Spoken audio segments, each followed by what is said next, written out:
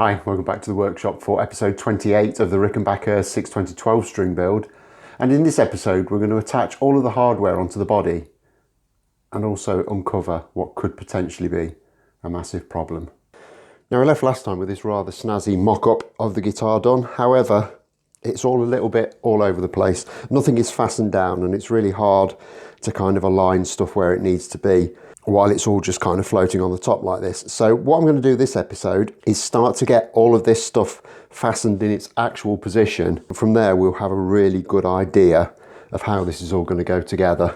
And it will also have a little bit of influence on some of the decisions of what I'm going to be doing when it comes to gluing the fretboard on and everything else. And I think logically, as it could be the point of contention here, I'm going to start with the pickups. And the reason I say it's a point of contention is because these turned up the other day. And these are the little foam gaskets that sit underneath the pickup. Now, I kind of already knew that my clearance between the top of the pickup and where the strings was going to go was already getting to be a little bit on the tight side.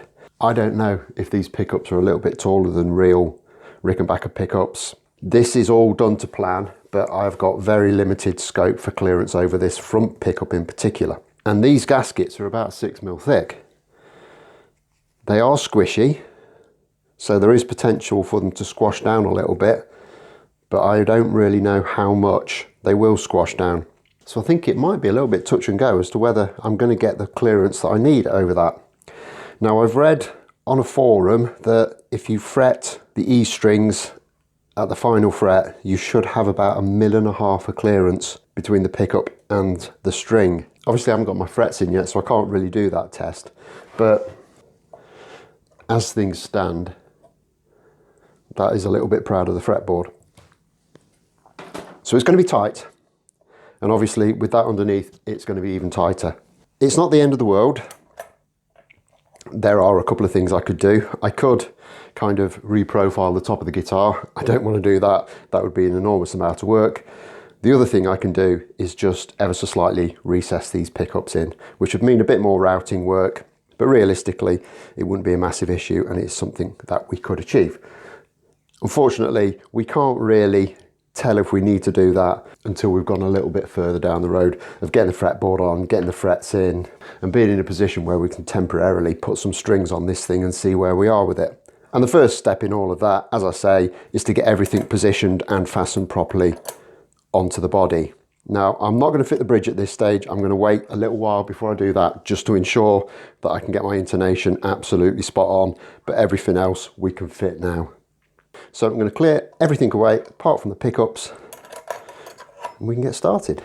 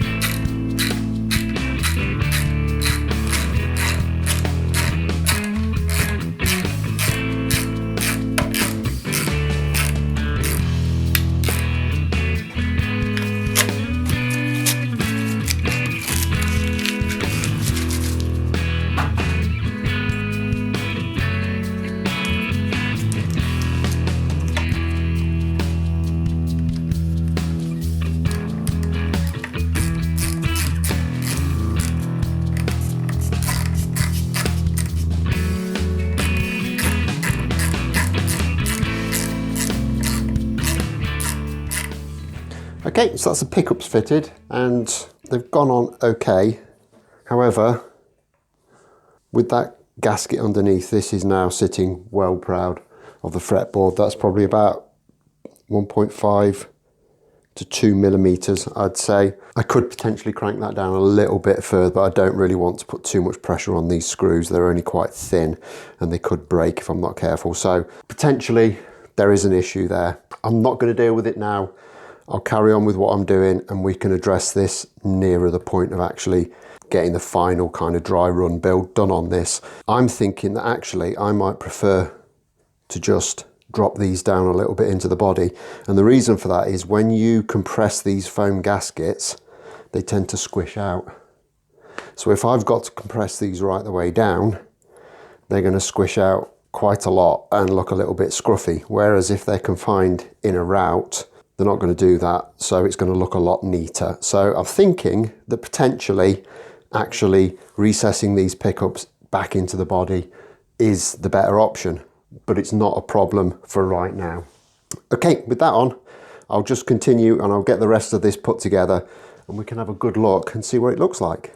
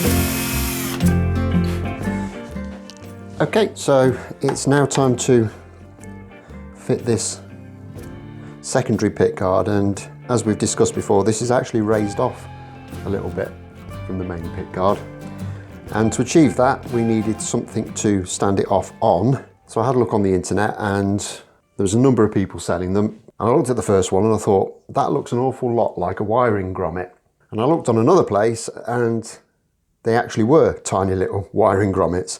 So I didn't go to the expense of buying those grommets from those people because I actually had a box of them left over from a car restoration that I did a number of years ago. So I'm going to use these. These might actually be a little bit too big. If they are, I can just go and get some slightly smaller ones, or I could slice these down. It wouldn't be a huge task. So I think to start with, we'll just get these two installed. Perhaps going to be a little bit fiddly. No perhaps about it. It's incredibly fiddly.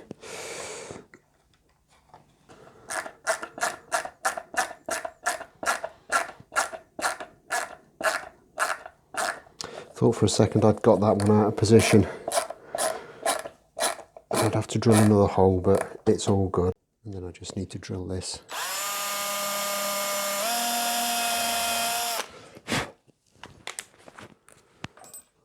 3mm through the pickguard and ever so slightly into the top, which will create a little countersink effect, which means when I put this smaller hole in, that's going to kind of automatically find the centre of that hole.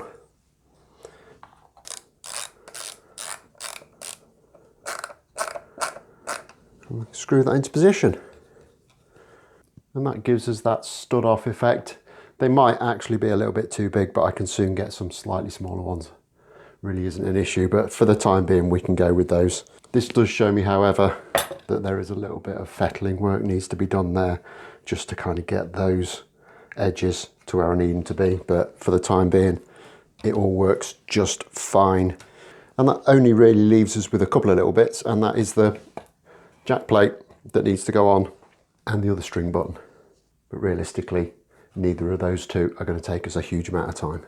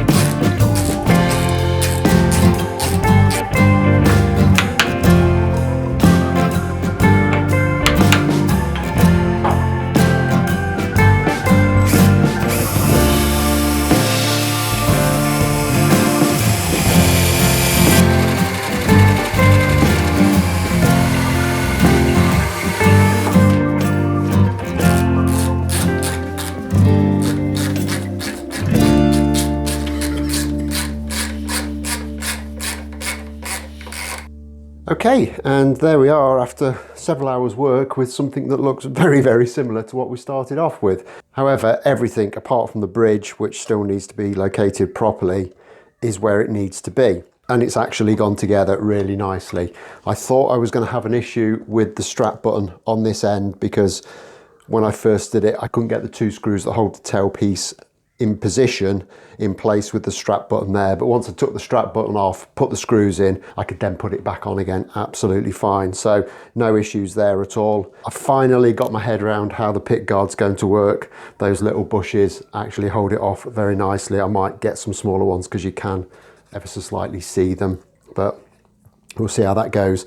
I do still need to trim this out slightly just to get it to fit, but that's 2 minutes with the router and we're absolutely fine. So all in all, very successful. However, that is an issue. So that pickup is substantially higher than the fretboard, and I don't think there's enough play there to get the strings over it and have anything like a workable action. So I think at some point I am going to have to recess these pickups in ever so slightly. However, at this stage, that would be purely guesswork. I have no real idea how far in they need to go. So I think this is probably as far as we can get with the body end of things for the time being. So I think the next logical thing to do is to get this fretboard finished off, get it cleaned up, get it finely polished, get it in position, and then get the frets done. And then once that's done, we can actually ascertain where we are with this pickup. But obviously we haven't got time to do all that now, so that's going to be for the next episode. So as always, smash that like button if you've enjoyed this, subscribe if you haven't already done so, and I'll look forward to seeing you very, very soon. Thanks a lot for watching. Bye bye.